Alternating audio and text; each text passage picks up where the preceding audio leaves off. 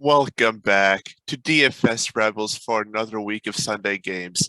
It is your boy Dante, back at it again with my colleague, the man who can't beat me Madden no matter how hard he tries, the one and only Mr. Rob, as we share our favorite plays for week 6, so you can start the beginner lineups and fill up those pockets.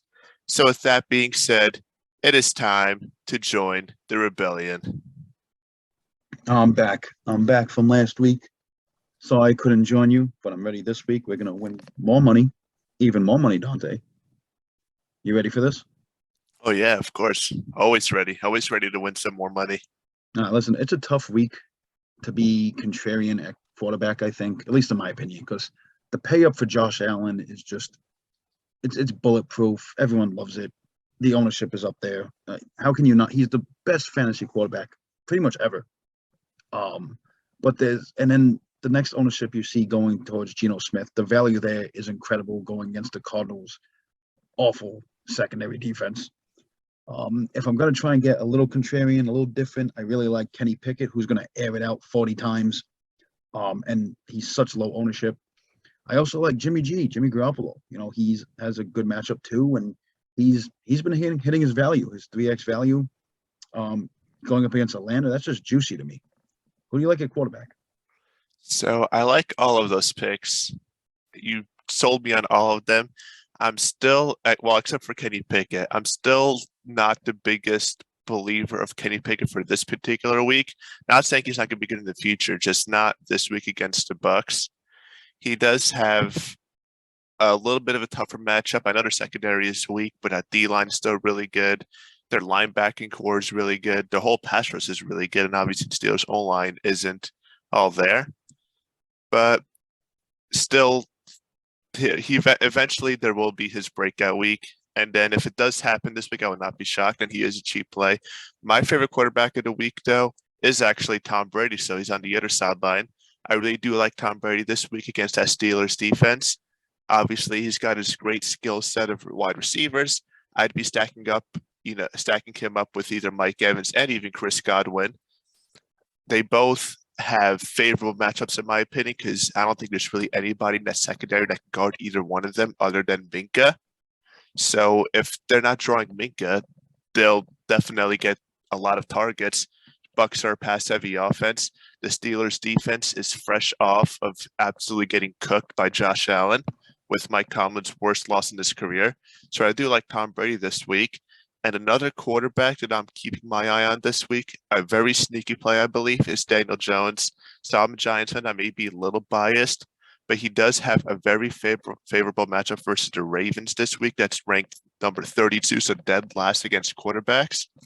And Daniel Jones has really been playing good football as of late. So for Daniel Jones' case, I'd be stacking him up with either Saquon, who's probably the safest pick, or another sneaky play that I'd add in there would be the tight end, Daniel Bellinger, who's only 3,200 salary this week. So I really like Daniel Bellinger. He's really getting more and more involved on a weekly basis in that Giants offense. So what do you think of those guys? I remember you called him a couple weeks ago for a touchdown and he got it. I remember you saying that. I know you're talking about Barkley.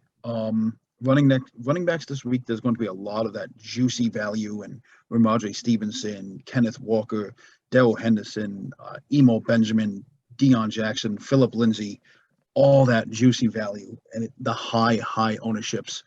There are people that you can get a little more contrarian with, like a Barkley, like a Bryce Hall, who all have great matchups. But I don't know if I can get away from all this value because I can get different elsewhere. Especially if I'm going Pickett, I can get different elsewhere if I go with all these value plays at running back. Do you have any different ones you want to use? Or are you going with the chalk? Well, definitely, of course, the value, especially for guys like Stevenson, Kenneth Walker, Benjamin. Their value is tremendous this week since you'll know they'll be the lead backs in their respective matchups. So obviously, you got to go with their value there. But then again, to win DraftKings, we all know very well that you can't always go with the same guys that are very high owned. And all three of those guys are very high owned coming into this week. Two running backs that I'm keeping my eye on particularly this week. is Alvin Kamara. So obviously he's going to be a little more expensive than those other running backs you just mentioned. But his ownership percentage is nowhere near as high.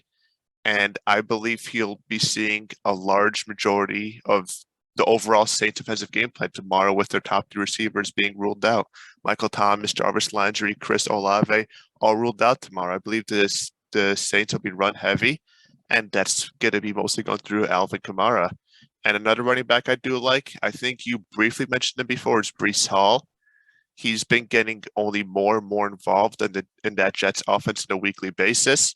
And he does have a favorable matchup versus a Packers run defense that hasn't really looked good so far this year. So I do like Breece Hall. He's only 5,800, so he's probably right around that price range as Stevenson and Kenneth Walker and all them guys. And he's going to be a lot lower owned than those other guys are this week. I love that. I absolutely love that.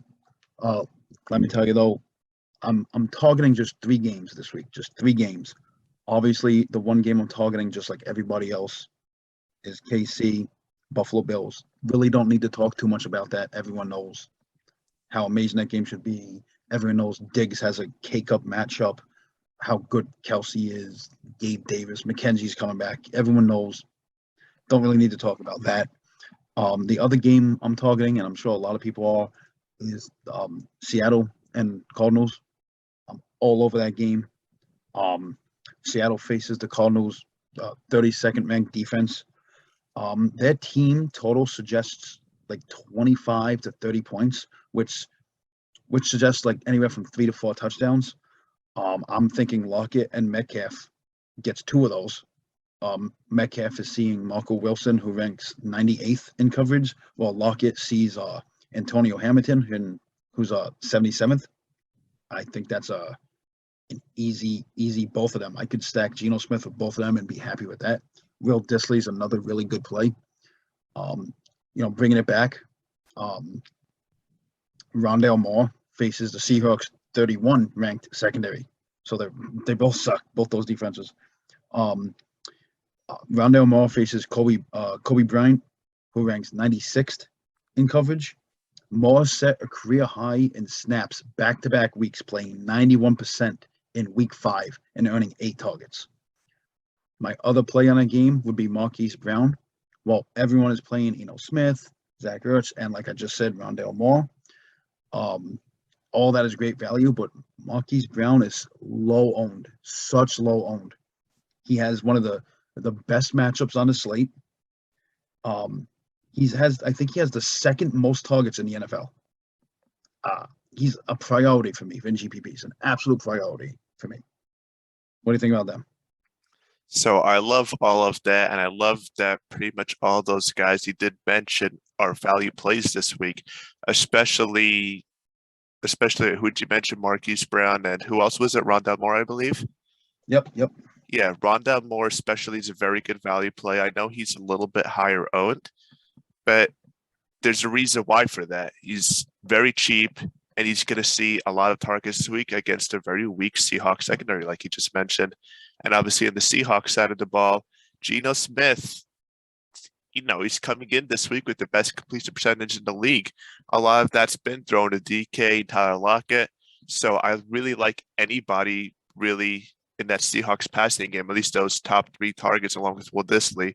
So I'm definitely all over them as well. And just to go back to the Chiefs and Bills game real quick, obviously so many great options on both sides of the ball for that game.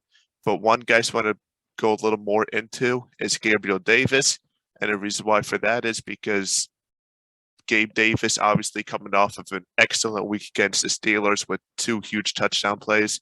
And if you go back to that playoff game, the AFC divisional game last year, who was Allen's go-to guy in the most crucial moments in that game? It was Gabe Davis.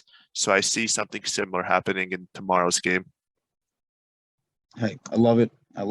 Another target of mine is Jacoby Myers. He has a nice matchup. He plays from the slot. He gets a lot of those short passes. He posted over 100 yards last week with Bailey Zapp in at quarterback. Myers just runs all those nice routes, and Zapp loved them and just kept throwing him the ball. But I want to bring it back. I was just talking about the games I want to target. The other game I want to target is the Giants against Baltimore. You already started talking about it. I'm going to finish it up. You're looking at Barkley. I'm going to get away from all that ownership. You were talking about Bellinger. Love it. I absolutely love that. But if I'm going to go Kelsey, which I'm going to go a lot in my lineups, I'm in this, since I'm talking about this game, Mark Andrews is another one. But I'm if you're going to do Daniel Jones, who's been great on his feet, I'm looking at hopefully Rondell Robinson makes his return to the team. He was elite in college. I think he is going to be an absolute stud if he is back on the field going up against a weaker secondary of Baltimore. If you pair up Daniel Jones with Rondell Robinson, that's a GPP winner because they're like 2% owned each. But I would love to bring that back. Love to bring that back with Devin Duvernay. I loved his uses last week with Bateman out. Bateman's out again. It's just an absolute fantastic fantasy matchup for me for Devin Duvernay. What do you think? I really do love all of that, especially when he touched on Rondell Robinson with Daniel Jones. I would not be shocked at all if I'm sitting here, 24 hours from now looking at those winning lineups and to see them have Daniel Jones and Rondell Robinson featured in them, stacked up together. So I really do love that a lot. I really hope, as a Giants fan, that Rondell, a little bias here, but I really hope that Rondell Robinson gets going tomorrow because obviously we did pick up with our second round. So I'd just be excited as a fan too, just to see him go off. But yeah, in terms of fantasy, I really love those plays, stacking them up together. Just a couple of just three wide receivers I'd like to touch on real quick before we get going to the next game too is Drake London of the Falcons. He's been the number one target in that Falcons offense. He's only 5,400 this week, not as high owned as most other receivers are. Going to be safe in salary. The 49ers defense, that secondary is looking a little beat up. So I really do like London this week. Another wide receiver is fellow rookie George Pickens that I'm all over this week, only 4,600. So I know I was not really too keen about Kenny Pickett for tomorrow, but he's still gonna look better. Like he's only gonna improve, and I think Pickens will start to emerge as the number one guy. And maybe not like tomorrow, but eventually as Pickens and Kenny Pickett start developing more chemistry, and then Pickens is facing off against a very weak Bucs secondary who really hasn't lived up to the standards this year, other than the safety Antoine Winfield. And one more wide receiver I really like is T. Higgins, who's matching up against the Saints, because Jamar Chase will more than likely draw that matchup with Marshawn Lattimore. And since he'll be distracted with Marshawn Lattimore, I believe Joe Burrow will be heavily targeting T. Higgins tomorrow. Hey, I love that. You know what? It's going to be Pickett to Pickens. That's easy Pickens. And that's our GPP winning lineup, I'm telling you. That's pretty much it for me. Do you have any other plays? Just two more plays I'd like to touch on real quick, too, is for tight ends. I know everybody's going to be all over Kelsey, Mark Andrews, rightfully so. But if you'd like to save a little bit of salary over there, go Tyler Higbee of the Rams. He's been Stafford's second favorite target after Cooper Kupp this year, and he does have a favorable matchup versus the Panthers defense. And in terms of defenses, I just want to briefly touch on the Jaguars defense. They're only 3,000 in that DraftKings salary. Going to save a little bit of salary here. And just 4 weeks ago, they shut out that Colts offense. They're playing them again. So I'd expect something similar this week because still, we're sitting here pretty much 4 weeks later. That Colts offense hasn't shown me anything that can make me say that, wow, they really got better. They still look the same as they did a couple of weeks ago. So I really do like Jaguars defense tomorrow. I love that. One defense I like with all those people out on the Saints, Cincinnati defense, very sneaky. But hey, that is very sneaky too. I like that. Yeah, no, I love that. But that's it for us, right? That's it for us tonight. Make sure you guys hit that smash that like button. Follow us on Twitter, follow us on Facebook. Let's keep cashing, guys, each and every week. It's time to join the rebellion.